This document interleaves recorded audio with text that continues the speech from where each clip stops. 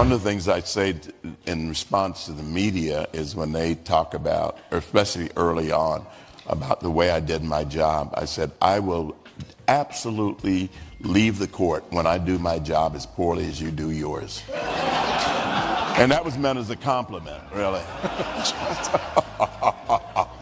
Clarence Thomas's corruption is legendary at this point, and he's proven himself to be a loyal advocate for some of the worst and most depraved corporations and special interest groups in America. Under the Trump administration, he's presided over some of the most consequential and damaging rulings, and many of them have unfortunately flown under the radar. He also, perhaps unsurprisingly, features in the Epstein files. What do you know? Now, while the claims of sexual assault leveled against Thomas are as yet unproven, what is beyond doubt is his total lack of ethics when peddling his influence to some of the richest and most depraved men in the world. Ellie, this story has everything. It has Leonard Leo, it's got Harlan Crow, the guy with the Garden of Evil. Of course, it's got the Kochs who've been missing from this up to now. And it's also got Ginny Thomas. Of course, it's got Ginny Thomas. Let me read a little piece of this. During the event, one of these events, the group announced a new initiative focused on getting conservatives onto the Supreme Court and the federal bench. The network, which had already given millions of dollars to Leonard Leo's Federalist Society, planned to mobilize its activists to buy advertisements to push senators to vote for President Donald Trump's judicial nominees. They appointed a former employee of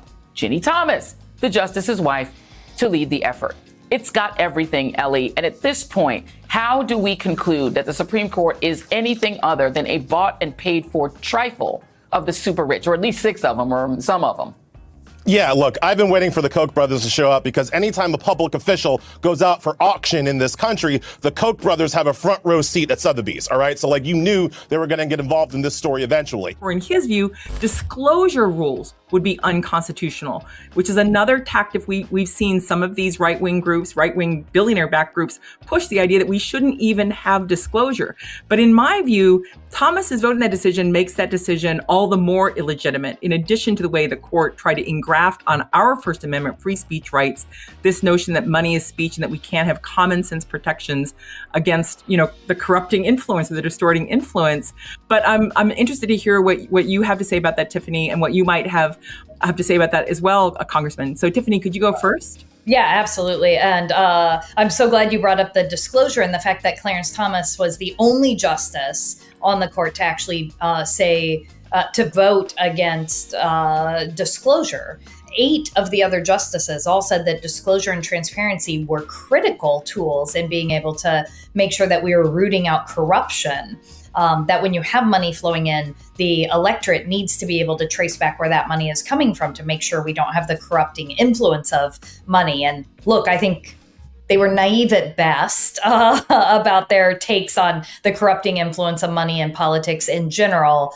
But the very fact that we know all of these pieces about Clarence Thomas now, it also puts his vote about disclosure and allowing dark money into our politics into that much more harsh of a light. My understanding, and again, not non-lawyer, is that it could render toothless laws passed, right? It could make it harder to enforce things to, for example, protect the environment or protect water or protect the air. This is the death penalty for the administrative state. I mean, wow. This is really as consequential. I think they say that in the article as Brown v. Board or Roe v. Wade in terms of this decades-long process of dismantling government's ability, whether it's the EPA, workers' rights, whatever it is.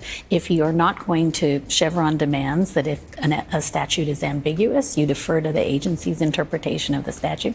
That has to be the case. To dismantle that is to say every agency decision could be wrong. We'll let you know. So there's no way that you can run any regulatory agency if you always have the court about to say, no, your interpretation of the statute is wrong. And so I think you have to see this as of a piece with this major questions doctrine, right? This is another version of the same thing, which is like, oh, no, this is a big deal, then it has to be written really clearly. It's all of a piece with this effort to essentially end government as we know it. It's obvious why the Trump administration would target Clarence Thomas for their election interference schemes. Emails obtained by the January 6th committee showed that Trump's legal team considered Thomas to be vital to their efforts to overturn Georgia's election results back in 2020. Then Trump attorney Kenneth Chesebro wrote in an email sent on December 31st, 2020, quote, "We want to frame things so that Thomas could be the one to issue some sort of stay or other circuit justice opinion saying Georgia is in legitimate doubt." I'd also like to thank Justice Clarence Thomas and his incredible wife, who's here someplace. There she is. Incredible, highly respected wife, too, I will say. I remember a couple of years ago, a little bit more than that, toward the end of my first term, I was introducing a lot of people at a big event, about 5,000 people, in your biggest ballroom. You know what that is? And they were getting a nice smattering of applause. They were very important people. And then I introduced Justice Clarence Thomas. The place went crazy. And it was then that I realized that you are a very popular guy and respected guy. So thank you for being here. Now, with the November midterms looming and Donald Trump's approval ratings in the toilet, it seems the Republicans are relying on Thomas's lack of morality and impartiality yet again. In a recent hearing about whether the U.S. Postal Service can intentionally withhold mail, Clarence Thomas wrote for a 5-4 majority that a law protecting the U.S. Postal Service from lawsuits over lost or miscarried mail bars lawsuits over mail that was intentionally misdelivered. Boy, I wonder why they might want to lock that down before the midterms. You pushed out on social media about doing away with mail-in ballots and potentially electronic voting machines. Can you expand on that and how important Well, that's a very off-topic, just really quickly. Mail-in ballots are corrupt. Mail-in ballots, you can never have a real democracy with mail-in ballots. And we, as a Republican Party, are going to do everything possible that we get rid of mail-in ballots. We're going to start with an executive order that's being written right now by the best lawyers in the country to end mail-in ballots because they're corrupt.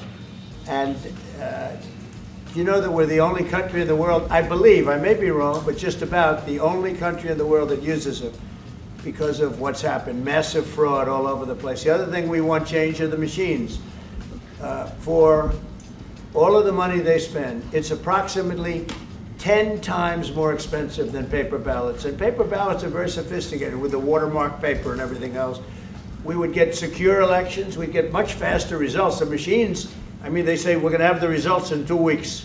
With paper ballots, you have the results that night.